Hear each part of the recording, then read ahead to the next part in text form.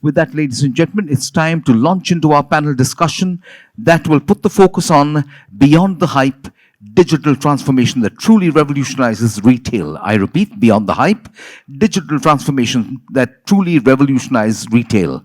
And it's my privilege and pleasure to introduce our distinguished panel and our erudite moderator. Ladies and gentlemen, he is managing partner CCOM Next. Please welcome our moderator, Mr. Ajay Agarwal.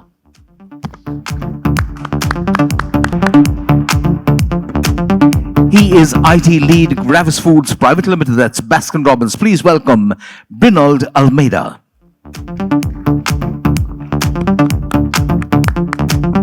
Oh, ladies and gentlemen, I think we Group Chief Information Officer, TBZ. Please welcome Pooraan Jaiswal.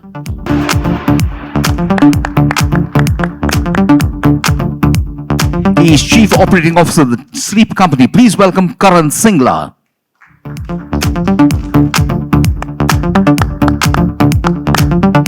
He is Chief Operating Officer, SOTI Incorporated. Please welcome Mustafa Ebadi.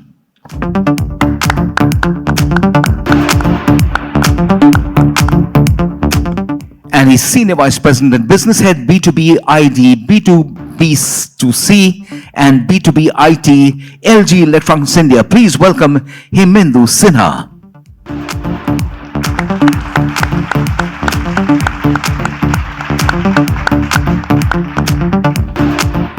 And ladies and gentlemen, we're in for a very exciting panel discussion. It's over to Mr. Ajay Agarwal and the panel.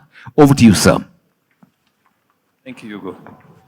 The buzz which started many years ago, and actually it started, reality of the need of digital transformation started when the internet started. Most of the businesses needed to get digital because make use of internet. And in the last 3-4 years, many companies, most businesses, not just retail, they jumped onto this bandwagon of digital transformation and trying to do various things, whatever was possible. And somebody did an e-commerce site, somebody did a mobile app, somebody did something else, somebody created a data lake and they thought they're digital. And they don't know. And a lot of them have made mistakes. They spent a lot of money. A lot of investments have gone in the last 3-4 years. Some of the customers I have been working with, I realize that they have spent a lot of money and they've not got much out of it. And they're struggling to find out where they went wrong, what happened. So first thing about digital transformation, I have learned in my experience with some of the clients is, it is not a project, it is a journey. And once you decide to get onto this journey, you have to be committed to it forever, And you need to have budget provision to invest, continue to invest in this journey on a long run. And that's where the whole journey starts. I think let's discuss today. We have a wonderful combination of people here, a technology provider as well as some practitioners who are using technology and who have gone through this journey, and business from Sleep Factory. And I think let's understand why, first of all, why do we, what is true digital transformation? Where do we start? Maybe Karan, if you can, you are a new age business, if you can reflect on this. What is the need of digital transfer or so-called digital journey? See, thanks Ajay. Just a quick intro. I am the CEO of the Sleep Company, and we are, as Ajay said, we are a new age comfort tech startup and trying to reach out to consumers in today's world and selling them a product which has been being sold from last 100 years. Now we have to do it differently and make sure that we do faster than the competition and in a much more efficient manner. And that's where the need of thinking differently and thinking digitally first comes, and thinking from what consumer want comes through, right? So we always think that any bottleneck in system which is person dependent has to be removed through technology. So that is the basic DNA, basic principle to figure out how to install any transformation in system. Start small, find the PMF in Excels, but once you know this is how it has to be scaled up, get the technology in place and then scale up. And this is true for everything, anything we do in the organization. One small example I can share for retail, I think, is that we always used to struggle to do our KYC, as we say, physically in store. That's where you will know that, okay, this customer has, although understood your product on their website, because we are digital first brand, started digitally first, then moved on to a retail journey just 1 year ago. But we don't know how much he knows about us. And the whole effort has to be put in to explain the consumer what he wants and understanding his needs. So we invested in a great CRM system where we knew that now I know my customer before he reaches my store. As soon as the customer is entering my store guy is aware that this customer is wanting this product and this much time he has spent on your brand. So now I am able to customize my selling basis the customer needs without wasting any time in talking to him and understanding needs more. And this has really helped us in improving our conversion rates. We have seen as soon as we have launched this way of knowing the customer better, now the store people feel more equipped. We are able to create better campaigns for follow-ups for store people. Store teams are aware that whom do I need to follow up today and what product I need to follow up today. And conversions are going up. Where is the actual rubber hitting the road that we can see the results? So this is one digital transformation which really helped bringing a big business impact. And that's another fact, right? As you said, a lot of money is being burnt, but eventually you need to always keep that guardrail on that what is the business impact. And if you can keep that guardrail on and take quicker decisions and bring that agility in business, then everything comes into place. So, you are a new business, you said digitally first business, and that's why you chose to start from customer first, You wanted to address the customer first. Pooraan, let me come to you. You have been always associated with traditional businesses, businesses which have been established long ago when nothing was digital. And my view is that digital journey starts, the right sequence is that you start from the core first, and then you basically optimize your existing solutions. Then you get into automation, and then and the last you come to the experience and the network with the vendors and employees. So that's the journey you go through. Where do you somebody like you will start, if at all today you have to start for a new brand? So Ajay, as you rightly pointed out, the legacy company, the old companies have a different challenge than the new age companies. So it's easy for new age companies to start with the e-commerce, then go for CRM and other stuffs. Okay, but a company like us, which is jewelry company, we have been in the market since 1864. It's not like we have started a business now and we are doing better before also. We are a most organized retail company. The process is already set, which has been done or performed by humans. Okay. Now, when I talk about digital transformation, the first fear which comes in people's mind, like this IT person has come to replace us. He is going to take away my job. So that's one of the bottleneck which we face all the time. Second thing, obviously, if we are not there to take away the job, but we are here. Our tech guys are supposed to use the technology to perform the job faster, or can solve the problems. Okay. There are cases where humans have limitation, like a person cannot work beyond 8 hours, 9 hours, 10 hours, depends on the person to person ability. You cannot employ more than X number of people also, because then you require a space, you require systems, there are a lot of compliances. Again, when you use technology, when we start using technology which can automate task, okay, which is a mundane task, or like one of the the presenter who said, like, how do you use AI to detect the compliances and everything. So this kind of technology in legacy companies is being performed by some certain set of people. There's team sitting out there who's monitoring day in, day out, what's happening in the store, how the customer behavior is happening, if the compliance are there or not. So all these places, what we do is we start replacing it with the technology. So when I say digital transformation is not only just a customer experience, it's a full-blown transformation of organization, from automation of your core systems, which is from your ERP, your finance, your legal, your compliances, your day-to-day monitoring, your performance reporting, your benchmarking, everything. Now, as a legacy company IT head, I know there are a lot of challenges. Sometimes the management is not able to understand, because when you install the software, it's not the software will start giving the output from day one. Software will also take time to get into your system. It will take time to implement the process. Like all of us know that when we implement SAP, it's a 1 year, 6 month down project. No, there are cases companies like, I have implemented SAP, I burned the money, but I'm not getting the ROI. So any software which you buy or implement in the company, if it is not implemented properly, it is going to all the money is going to go in drain. That's why people burn their hands. So rightly you started, like people spend money, but where to spend money, how to spend money, when to spend money, that call has to be taken by humans only. That is something which AI will not be able to replace that. Let's come to Brinold. What is your experience? You also in a very traditional business, and you not only that, but you're also a very young man into that business, right?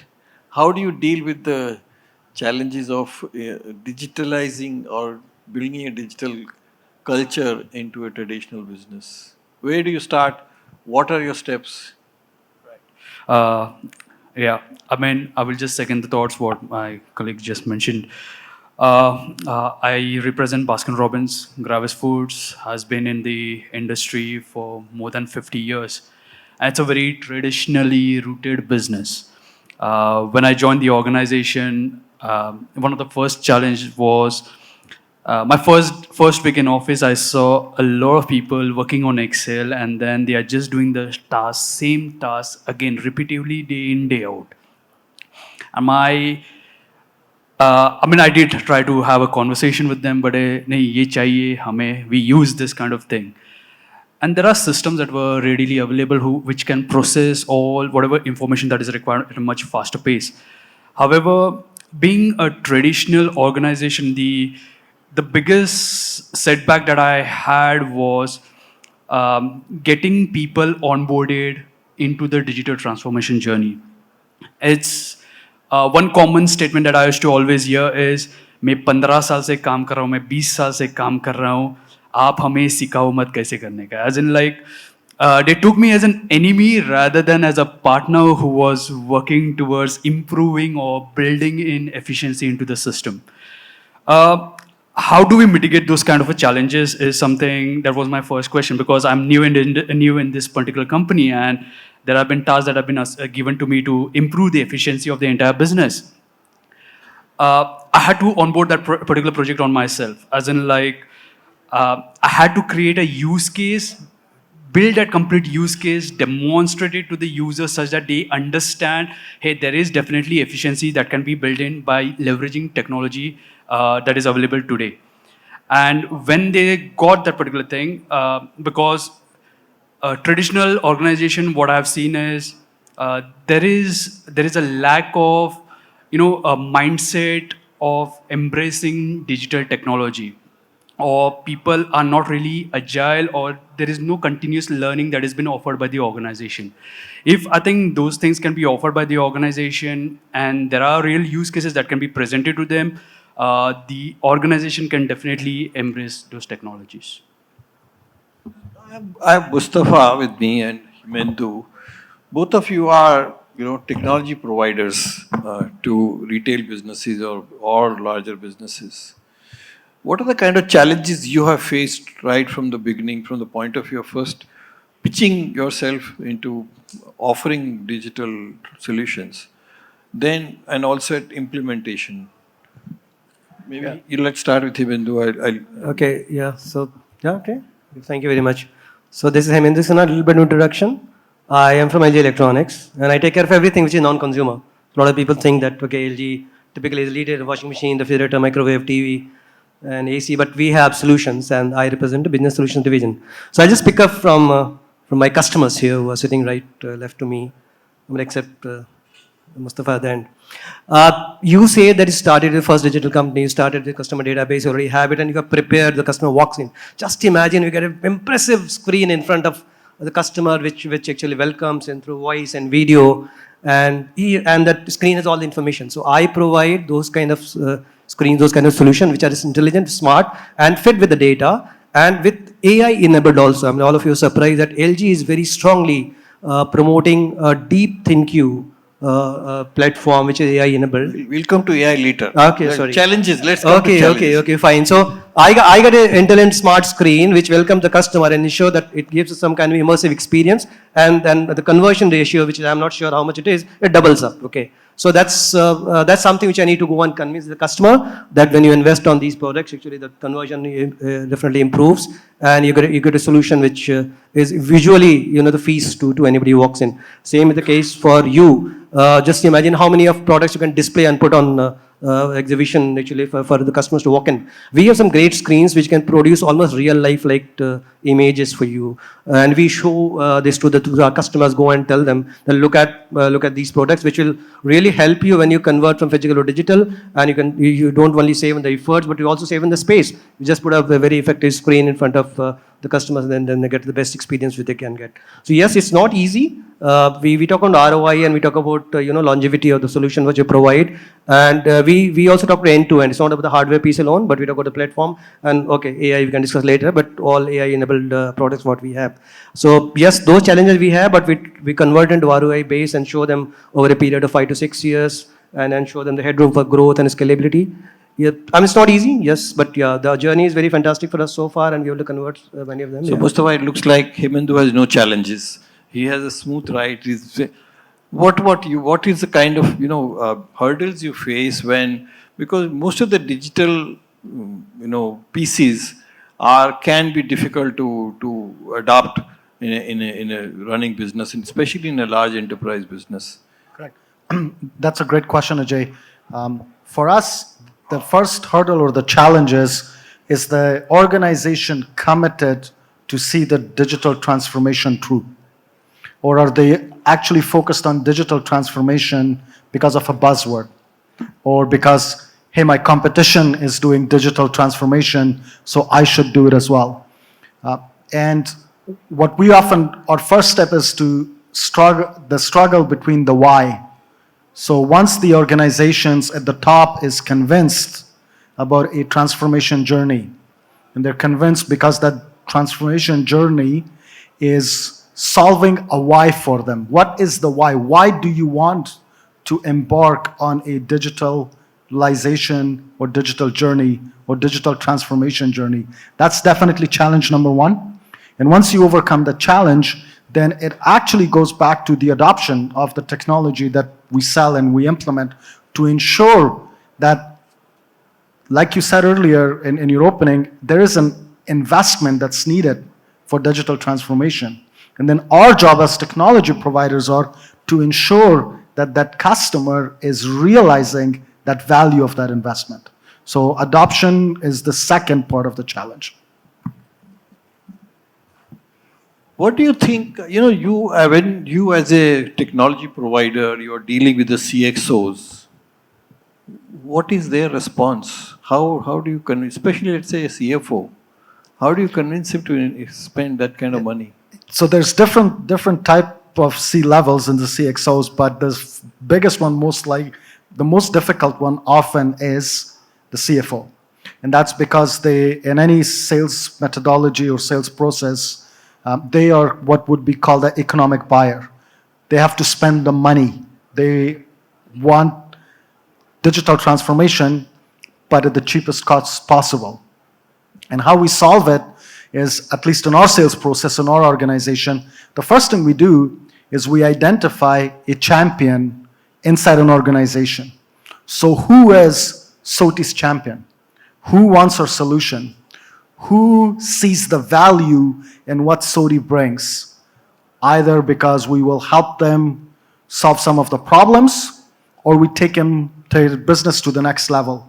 And then through the champion, we help them make different business cases and different ROI studies and ROI calculations for different CXOs. And with CFO, you typically get their attention if you tell them you can save cost. So you can spend $1,000, but you'll save $1,100. Typically, CFOs will sign off, and it's our job. My challenge to my sales organization is identify your champion, enter your champion, build a business case for that CFO so they can sign off on the funds. You want to say something on this? So Ajay, what Mustafa says is rightly true. For the companies who are looking for digital transformation completely. I just want to add from an Indian context, what happens in India, especially, obviously CFO plays a bigger role when it comes to sanctioning the budget. But to initiate a digital transformation, what I've seen, if the digital transformation is coming from top of the management, it goes smooth. But if it's not coming from top of the management, if it's coming from one of the CX source, there'll be always hurdle. I'll give example. If marketing starts some digital transformation campaign or project, marketing will not be able to get support from other sections except for the technology. Technology will support every function to make sure that the new technologies are in place, there are new softwares, new hardwares are in place. But this is one of the challenge which I thought I'll add so that people are aware, like how do we make sure that we get buying from each department, and also most important of the top management who wants to have a success in business. So CFO can only focus only from a finance perspective, but from your human experience and everything that has to come from top. Karan, and let me come to you now. How do you set priorities when you start this journey? What are the, if you can give any tips of where do you start? What is the first low-hanging fruit which you want to demonstrate the value across the business? See, for us, being a new age brand is always about growing fast and being agile. So being agile is one value which we never let go, right? I'm hearing discussions here, how to bring stakeholders on board. For us, despite being not so big brand yet, a business case discussion is a mandate. And with agility, like even if I have to do as basic as a 2 lakh spend on a store as a marketing activity, it cannot go through if a business case is not there. But if the business case is there, we'll go ahead and do and find the PMF. And the PMF happens, we'll go and execute at a much faster scale. So we are making sure that the business case is there for each and every activity, and that becomes a DNA of the organization. That's a challenging piece. No, but that's a process, right? Yeah. How do you decide which business case to pick up first? So that is always what we have to drive. Like we are right now chasing growth while being profitable. So anything which comes at a loss doesn't happen. We have set up benchmarks on ROI. If something is not delivering less ROAS than 6, it is off the table. If your Excel, your business case doesn't show an ROAS of 6, it will not even come as a proposal. So now team is also thinking always that how do I start delivering more ROI on whatever I'm trying to put in. And if it's a transformation and a cost, then we are okay to spend if we are seeing long-term value coming in. And long-term value means that the answer may come to you not in 6 months, but maybe in 2 years.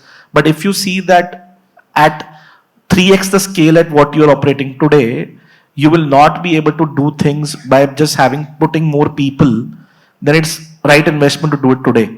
And we end up doing that investment, and so far we have seen benefits. So prioritization is all being done at 2 level. How do we operate at 3x scale, and are we able to deliver growth without burning money? So I have come across one problem, an observation I would say, the businesses I worked with, is the whole change management journey, where people who are running the businesses, they don't want to change the way they want to, like you mentioned, they're doing Excel sheets and things like that. How do you counter that? How do you deal with that change management process? If any of you have any thoughts here, please. Because in my view, that's the biggest blocker in any successful digital initiative, Can I start? Okay, I'm going to introduce AI over here now. Obviously, I thought I'll introduce later. There are cases, as I explained before, there are a lot of tasks which are mundane tasks or daily tasks which has to be done every day in the same fashion, same manner, with the same input, except the different vendor would be there, different numbers will be there, different input may be there, but the process remains same. Okay, how I do and how I talk to my company and my people, if the task is repetitive task, okay, and there are 2 people doing the same task 8 hours in a day, find a solution which can do this. Find a solution with a technology solution which is AI or our recent UI path and something. A lot of companies which have come up. So use those kind of solutions which can automate this task. Now what will happen? This will solve 2-3 problems together. First, it will remove the dependency on the humans. It will remove the human errors. It will also work 24/7. The ROI of this, when a lot of people say that Pooraan, we are talking of change management where people who are there, I don't want to do something to threaten them. That I'm coming to that. So I am not replacing the people. what I'm saying, even if you have whatever kind of technology you have, you will still require to monitor those technologies. So I'm asking these people not to do that work, but just to monitor that. Because any technology which is there in available market, it's not 100% foolproof. It's 80%, 98% or 90%. So my people who should perform the task, now they'll monitor this and they'll perform only which is exceptional task. So I'm not replacing the people. At the same time, I'm increasing the performance and productivity of the company. That's how I look at it. If I may, I think as humans, we are very resistant to change. That's the reality of who we are. We don't like change, especially if we have in a comfort level. And there's different ways where you can overcome change management. But in our experience, whenever we are deploying technology with our end customers, the first thing we have to remove is the fear of this technology is going to replace me. Once people feel safe with the technology, that is the first building block that you have to have. Because the moment you're afraid of something or fearful of something, that this will either replace you or undermine you, you will never embrace it. At the end of the day, at our core, we're all humans. So my only thing I can add is we have to think as your partner in this digital transformation journey, we have to think, how do we equip you in your organization to remove that fear? But I agree what both of said, right? Is eventually, it's a ground level team and they will always fear that my job will go away. But if you have convinced them that the job is not going away, still one big challenge is how to make them adopt the technology. Because that I think as a brand, we also struggle. But one code which we have cracked is that whenever you bring something new, start monitoring it daily. Just make it part of your, now it's executional excellence.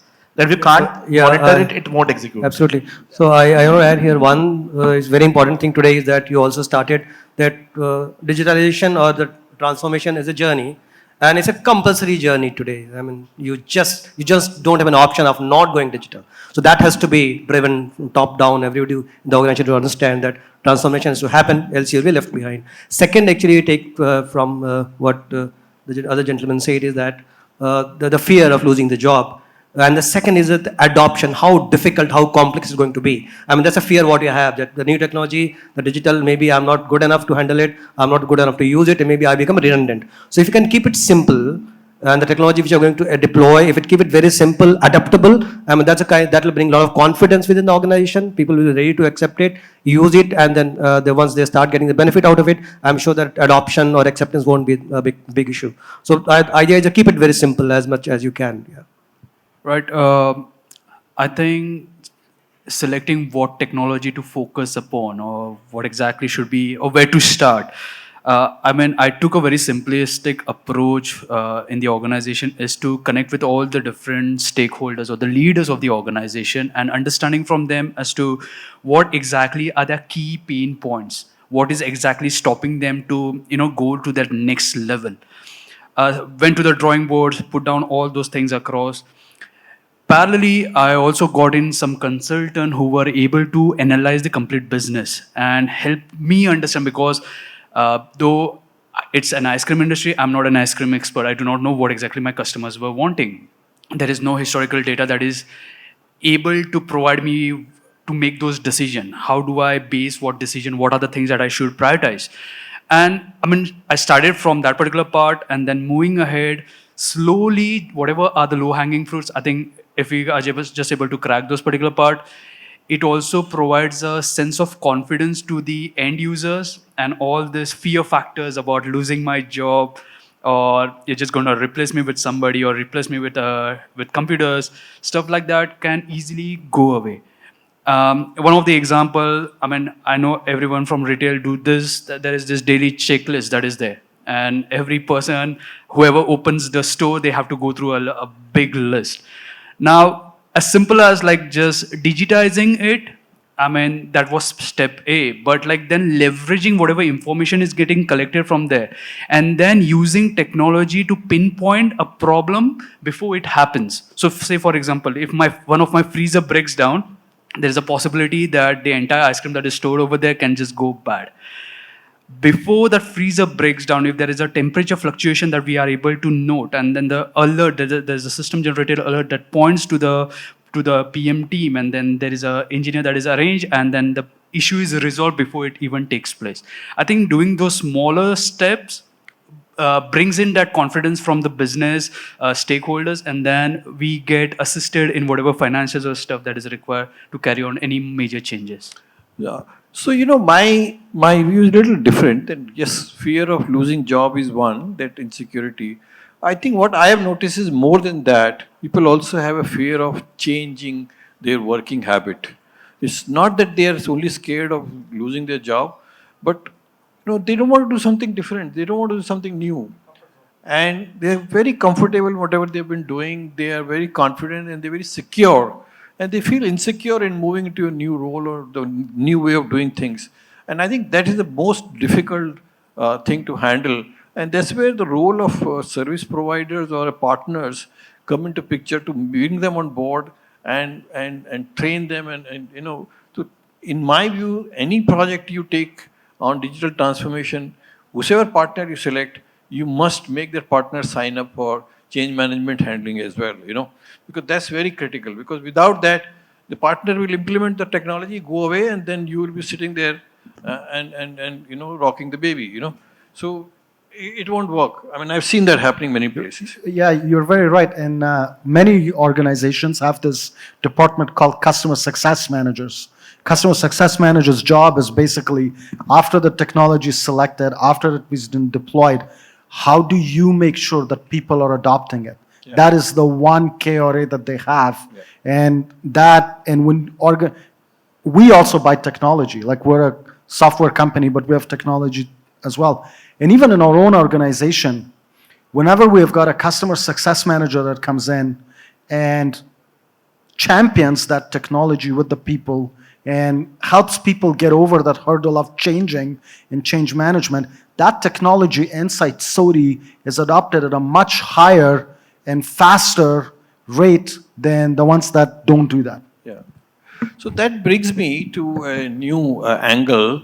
With digital transformation, a lot of organizations are moving towards data-driven decision-making, database decision-making, a lot of dashboards, and there again, the next level of that is becoming where the data-driven decision-making, where a lot of automated decisions are being taken, and where data is deriving the decisions, humans are not involved. And how do you empower people at certain level to do data-based? Because earlier the decisions were made on gut feel. Somebody was running the store and he knows what sells in the store, what doesn't sell in the store, and he was very good in making decisions, and he thought he was doing a great job. But now he's been asked to look at the dashboard and then make decisions, and there is a little reluctance in doing that. I'll share one example of why. I did a project 2 years ago with a large QSR brand in India, where the mandate was to automate the replenishment requisition from each store on every second day. Earlier, the whole job was done by the store manager. Every second day, store manager used to sit and spend 2 hours, make a list of items to be requisitioned to the DC, and the stuff will come. Now he has no way to know how much of that will fall short and how much will be wasted, because they were dealing with all perishable items. And so they were operating at around 65-70% accuracy from the point of view. Their wastage was very high. And QSRs deal with all the perishable ingredients. When we implemented, we built a system and implemented the technology, there was a lot of resistance at the stores. I personally visited 72 stores of that brand and spoke to the store managers. And they were we were very happy doing earlier thing. Now this is, I don't know. Now in this case, the store manager has to just press one button in the end. There is a flash on the screen which says your indent is ready at 11 o'clock. And that guy has to just go through. If he wants to change anything, he can change, otherwise he has to just say submit. But there were a lot of resistance. They didn't want to, because they didn't want to lose that control. And they didn't trust the machine.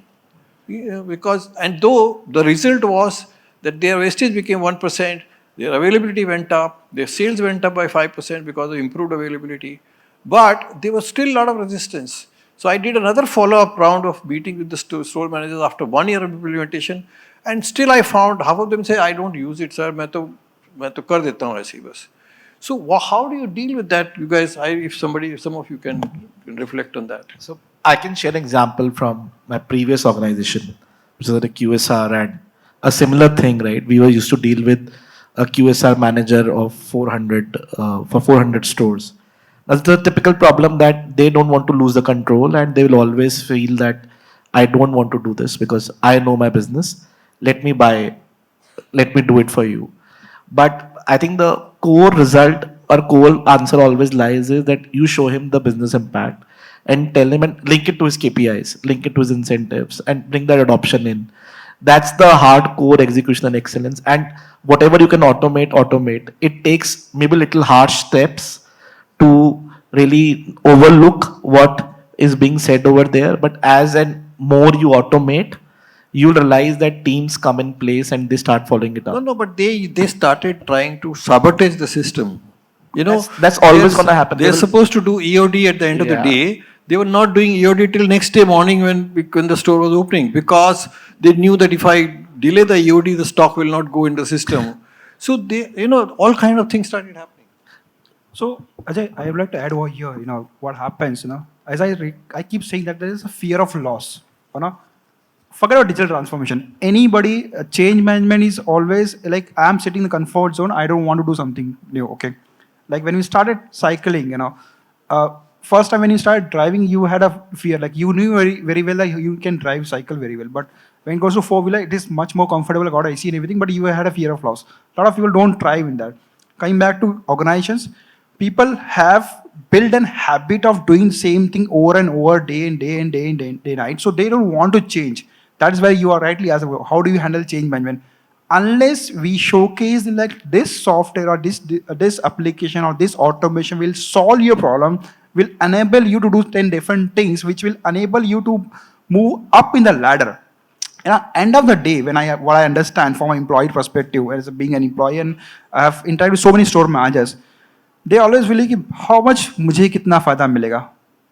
If I leave everything on software will start doing everything, but tomorrow they may replace me.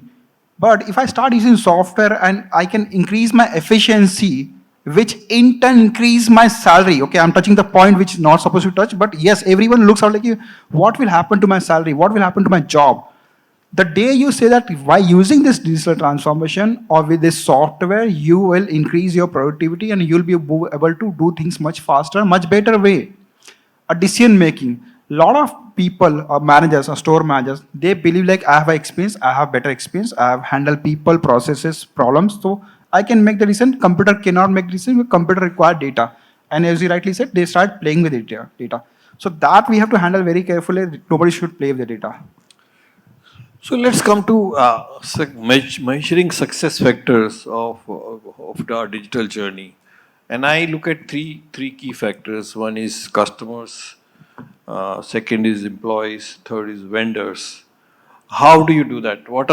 Have you guys, especially the practitioners here, three of you around me, how do you measure these success through whatever digital initiative you have taken? Whether it's your supplier, whether it's your employee. Right. Look, measuring any success when we talk about digital transformation has been the biggest challenge, at least from my perspective. There has not always been a straightforward answer. However, say, just like the example that was given, whenever we do any kind of enhancements, replacing any manual tasks that have been done through systems, I think it is better to have at least 6 months of data, as in like the tasks that were carried out by a person, and what was the accuracy rate that was observed through there versus what was done through machines. If we are able to populate those kind of data from employee point of view, I think that definitely helps. But what also does help is like just, I don't want to touch on that part, but from a customer point of view, I think CSATs, NPS, those things are definitely a good factor. And I think we need to take as much feedback as we can, as frequently as we can. And then not just take feedback, but also action it out such that we improve and we build in more productivity and efficiency into the system. Have anybody built NPSs for employees and vendors? Yeah. So we do very often, we call it voice of store, voice of kitchens, where we run continuous NPS at employee level, continuous surveys from feedback from our own people. And actually, this is on same line as what you asked, right? How do you define success? For us, we define success criteria at whatever we start. If we don't think that this cannot be quantified, then we really put some time in figuring out how to quantify. Maybe the quantified success can be that what is my employee NPS going up? Am I making his life easier? If I'm launching something in the store, then I'll ask a question before launching it, that how do you do this activity? And I'll ask again it continuously after the launch, how are you doing it? And if that score goes up, then that's also a success to me, because people who are using it have adopted and their life has become easier. That means at some point they will stick with me for longer and attrition would be lower, which eventually benefits the business. So it's important that even if you're not able to quantify it today, you define your success criteria. That can be for customer, that can be cost, that can be your employee, that can be anything. But you have to put your mind behind that, what's that success criteria. I just wanted to add few of the points here. One, definitely what Pooraan had said about how to ensure that people accept the change and how to incentivize them by showing that higher productivity. And then HR plays an important role, I guess, here, where they ensure that the strategy of the organization is conveyed to the last person in the line, and they understand the value of it and they improve their productivity and thereby gain in terms of incentive also. That's one. Second part was very important, which you also brought in, was it's not about buying a product. It's about signing agreement for a journey together on the digital transformation. So it's not about vendor. So most of the organizations have changed the word vendor or supplier to partner. So we are your technology partner and we are equally responsible to ensure that the KPIs are met. So it's not your KPI, it's not my KPI, it's our KPI. So we ensure that we enter into partnership, enter into agreement, and we talk about a life cycle of 5 to 7 to 8 years. We ensure that we protect you against any obsolescence in technology. We keep bringing the best and the latest, and thereby we become the part of the entire transformation journey. So that's very important, and that's what most of the organizations today are doing, rather than calling a vendor or supplier. I think we want to be called partner, and that's what's happening today. So before we move on to the use of AI in digital journey, I want to ask any questions. Do you guys have any questions? So I think, based on that, we'll spend time. Okay, I think can somebody give the mic here, please?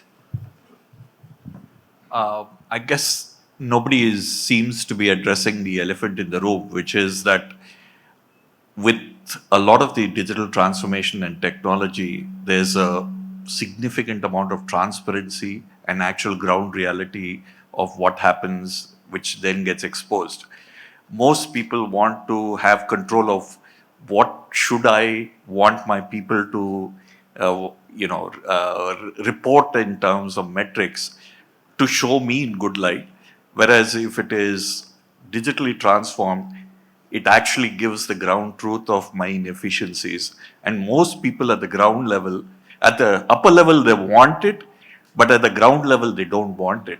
So therefore, the biggest problem really is suddenly it's actually a people issue, that they enjoyed a cushy life, they could report anything they want to show them in good light, but all of a sudden now it brings down to the nakedness of what their actual performance is. Can you introduce yourself? Rangaraj is my name.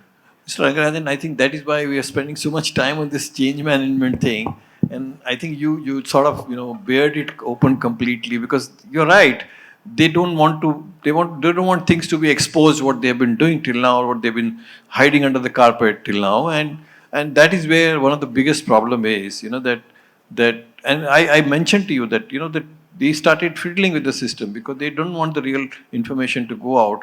They don't want to lose the control, which they were having, whether it is on decision making or whether it's on data or, various other things. So those challenges are there. And that's where I think, in my view, when the organizations are going into digital transformation journey, they have to focus on change management very, very clearly.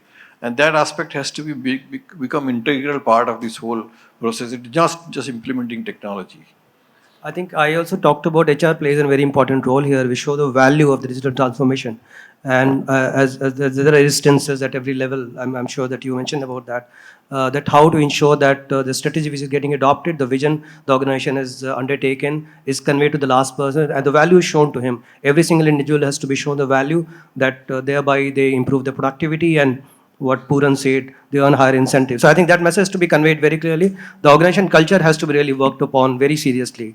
I think that's a very important thing. But also, I don't know how many people have watched the movie Moneyball, right? So in that, like, I mean, that is one of the things we learn from Moneyball is when you bring analysis and metrics and numbers, there are some people that are resistant to change. And in change management, we have to do everything that everybody on this panel talked about. But at some point, we have to also make some hard decisions. If people continue to resist the change, people continue to fight back and push back for actually what is good for the organization, then we as leaders have a responsibility to do what is right for the organization first. And so we shouldn't lose sight of that either. I'll say I always see there are 10 at 0, but there are 5 at 100%. Find those 100% people at adoption and make them heroes. And then people know it's doable. Then people know it's doable, the business impact is there, and then those 10 zeros go up or they go out. As Mustafa said, right, at some point the hard call is taken. But you give them full opportunity and you teach them that how it's need to be done and how it will help them. But first you need to find those 5 at 100, whether you have executed well or not. You know, this is very important in retail because retail is spread all over. You know, you have stores at remote locations and you don't know what's happening in the store, what people are doing. And I have seen this. The store manager runs that as his own fiefdom, you know, and he doesn't care. He or she doesn't care. So we cracked it. What we have started something new is called camera audits. So every store which we have is being audited every single time on customer journeys. And they are being given those scores, they are being continuously trained on them, they are being incentivized on them, so that we are making sure that the remote location where my area manager cannot go, I'm able to track what is happening there. So now let's come to how do we use, what are the use cases of AI or Gen AI? First of all, there's a lot of confusion between Gen AI and AI. You know, how do you use that in your, where are the pieces which can be, where AI or Gen AI can be used? Retailers. So, coming from jewelry company, I prefer my first exam when we started using AI for two things. So one is the data processing, understanding our customer data. We are a traditional jewelry company. We don't get too much of amount of data from because we sell high value items. We don't sell like 50,000 and 20,000 rupees. We sell something more than 2 lakh, 3 lakh but rupees. You make bill of every sale, right? Yeah.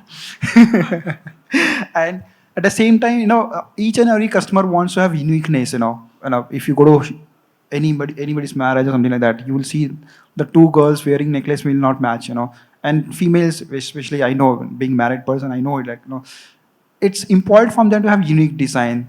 Whatever designs we make, we place in the store. They come up with a customization. Like, I need this thing to be changed, that thing to be. So we use AI to create as many as designs. So our cost of inventory has gone down because of usage of AI. We have come up with a new designs, which is variation or not variation, and it is the design problem is solved in the store itself. That's one thing which are using AI. The other places also we are using, but I think. Any other ideas? And maybe, you know, we can get some ideas from the audience also. Not necessarily we are the experts here. Yeah, we'll come to you, but let's first finish here. For us, we are using a lot of AI in marketing, creating a lot of content. Digital content is being created through AI. A lot of copywriting has already been obsoleted. There is no one doing copy anymore. It's all AI based. Now we are exploring how to bring AI actually in store. Like camera audits, it can be real time automated, or even at my salesperson level, how can I train them through AI, get more information real time, and get them more trained to handle customers well. So that's the work in progress.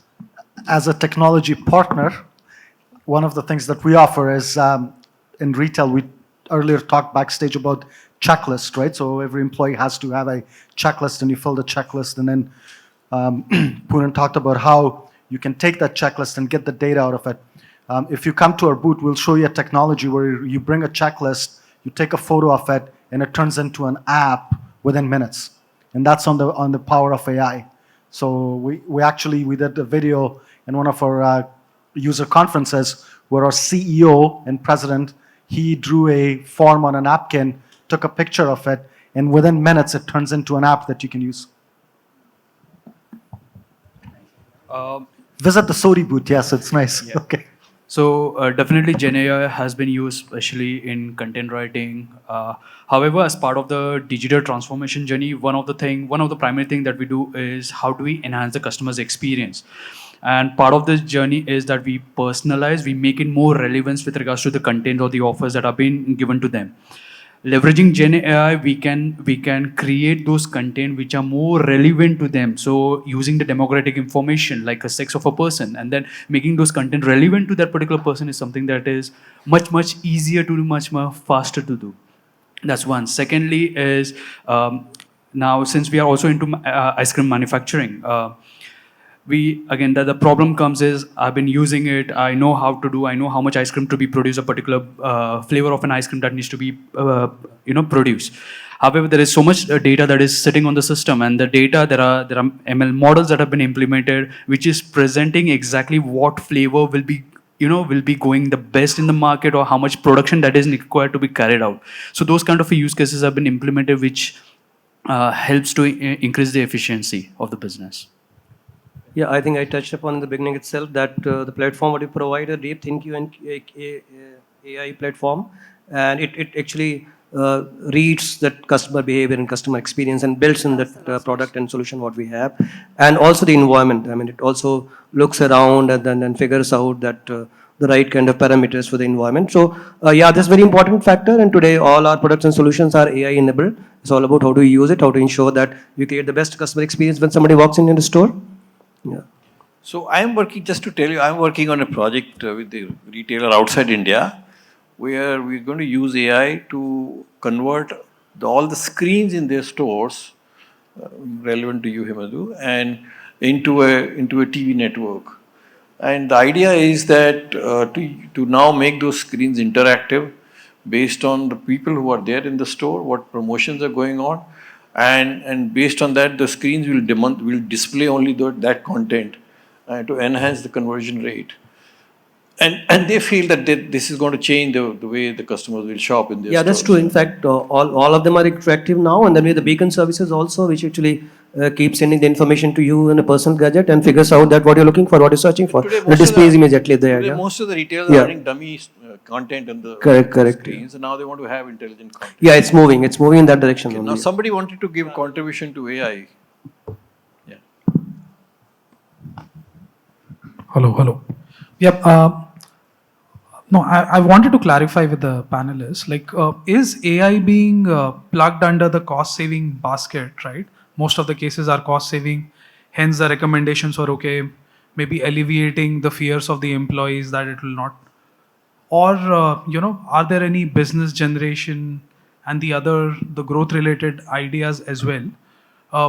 The point that I'm coming from is whether a technology implementation decision should lie with the CFO in terms of cost saving, or with the CEO in terms of a business generation. So that's the point that I think it's a priority you have to set right in the beginning. What is the purpose? What are your priorities?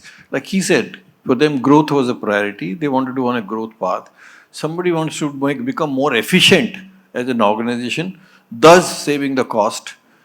So every organization will set their priorities. As I said, when you set on this journey, you decide what are your priorities, what your goals are, and just get onto those pick up those things in the sequence. Yeah. I just wanted to share what we did with Gen AI. We collected a lot of time series data from stores and fed that to LLMs to essentially compute KPIs and trending and things like that. And we found it to be crap because most of them are not good at math. So we used a multi-agent architecture to actually do that.